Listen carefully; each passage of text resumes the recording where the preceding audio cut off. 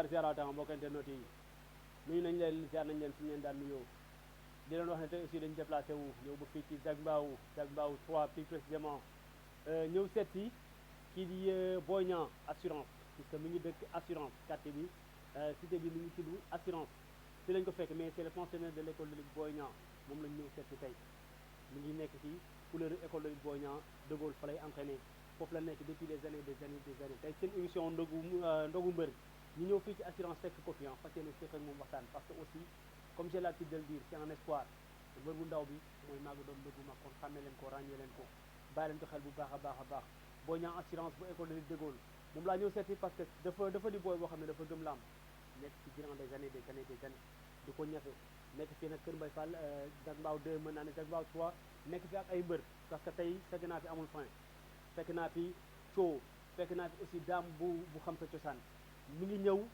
ci gars yi parce que sama gars yi bàyyi leen xel bu baax a baax mbër mën na toog durant des années di waajalaat di defaruwaat ñu ne fu mu nekk fekk boobu mi ngi waajal le retour te Boy Niang nee na mi ngi waaj le retour kon mbër yi xaar leen Boy Niang mi ngi ñëw promoteur yi aussi di leen wax aussi na ngeen ñëw jox ko combat mu dugg ci làmb ji wone boppam Boy Niang assurance école de lutte de Gaulle mooy sama invité tey mbër maa lay ziar. maa lay delloo ziar jàmbaar. naka yi tey. sant yàlla bu baax. yaa ngi ci kawam. maa ngi ci kawam bu baax a baax. Boy Niang assurance la ñu wax. waaw moom la ñu wax de. fii ci Zac Mbao 3. noonu la demee. avant tout lan ngay nuyoo dèjà ñu lay seetaan. waaw damay wax salaamaaleykum auzu billaahi mina sheytaan rajim bismillaahi rahmaani rahim ginnaaw bu ñu santee yàlla julli si yonent bi sant suñu ñaari waat mi di la jaajëfal si teewaay bi nga fi teew nii xam nga. jaajëf parce que yombul. dafa jaadu nag. di gërëm képp kuy bool maa ngi lay bëggee di la jox sa wàccuwaay. di bëggee waa Lambaay. waa Cepp. waa Panaaj waa Daaru Njaay. waa Kër Sambakan. waa Kombe waa Njaan. waa Réfan bàyyiwuma kenn képp kuy bool maa ngi lay bëggee. jaajëf waaw rawatina fi ma dëkk muy Zac Mbao. fii ci Zac Mbao si assurance ci Zac Mbao la bokk. noonu la demee d'accord rakk ji beneen sens dama naan avant tout kan mooy Boy Niang assurance. waaw Boy Niang mooy benn xale rek comme gars yi ni ñu tàmbalee làmb nekk xale ñëw si benn gox fekk fi ay champion ñu si mel ni ay ñoom Jazz comme ni nga ko waxee sànq. Jazz amul frein waaw ay ñoom Daam ñoom Papa Sow Daam xam sa cosaan waaw ñoom Papa Sow Papa Sow tons bu Kër Mbaye Fall gars yi Papa Sow waaw Papa Sow l'ancien gars yi xam nañ li may wax ay ñoom Thio ñoom Maam Cheikh ñoom Laay Birisili comprendre nga ay ñoom kii top 5 bu Kamb top 5 ñoom Gori xam nga li may wax bu baax waaw ay ñoom Ibo Samba Linguère waaw yaa ma gën a xam ak yeneen gars yi fi nekk yëpp boo Thio mi ngi nuy toog waaw Thio champion mi ngi nii noonu la fa demee noonu la demee rakk ji seen émission ndogu mbër tey ci koor gi ma ñëw fekk la dèjà nga taxambara quoi benn nga ñëw franchement parler tegal ñu ndogu macha allah kay benn instant ni ngeen ko jàppee waaw noonu la demee parce que affaire yi moom dañ koy sante yàlla rek parce que weer bu sell la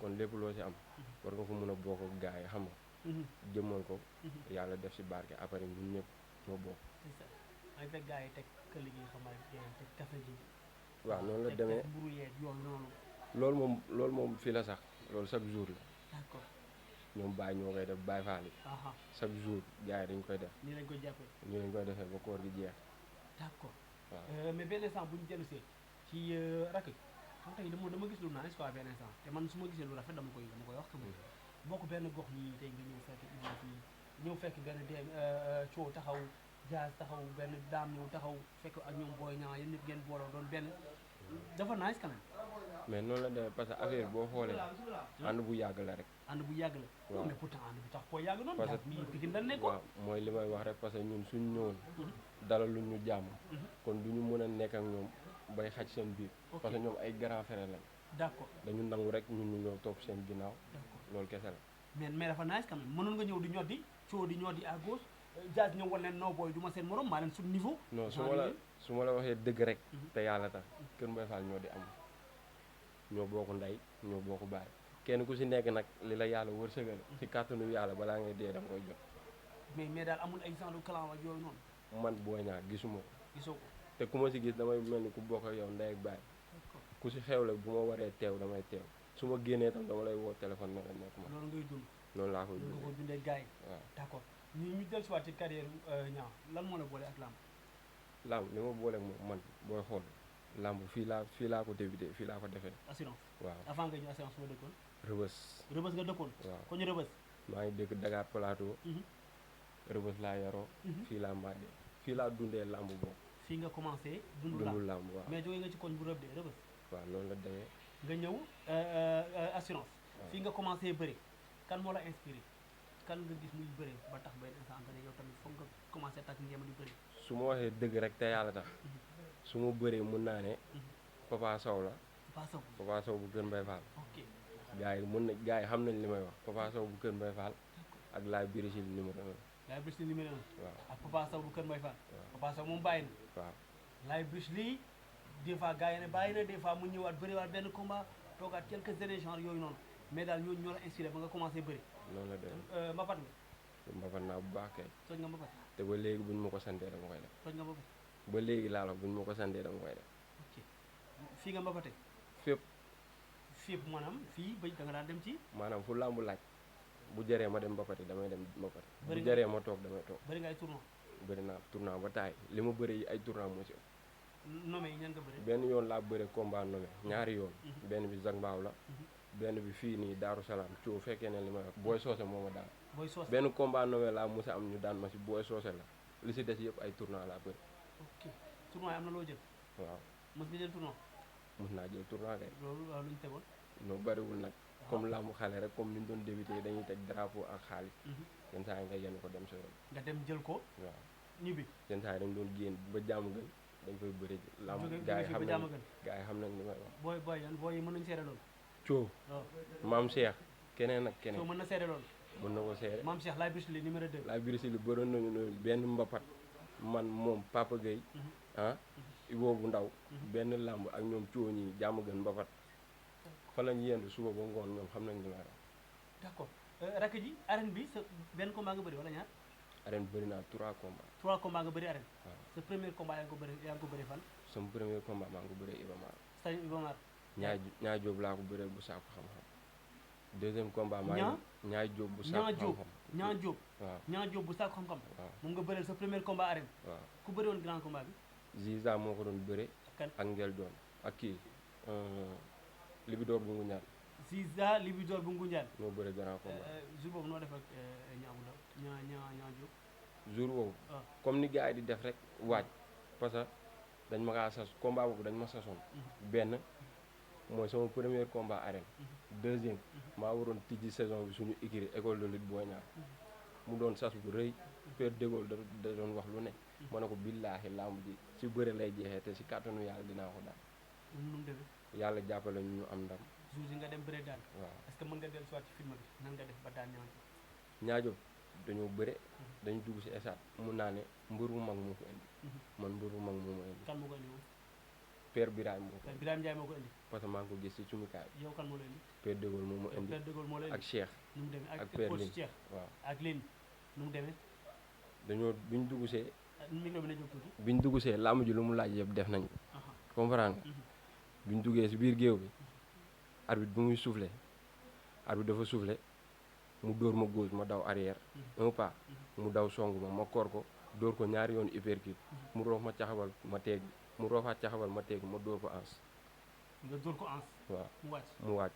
nga daan ko jël bu rëy. combat bi foofu la yem. muy sa premier combat dans l'arène. waaw nga jóge ci deuxième bi.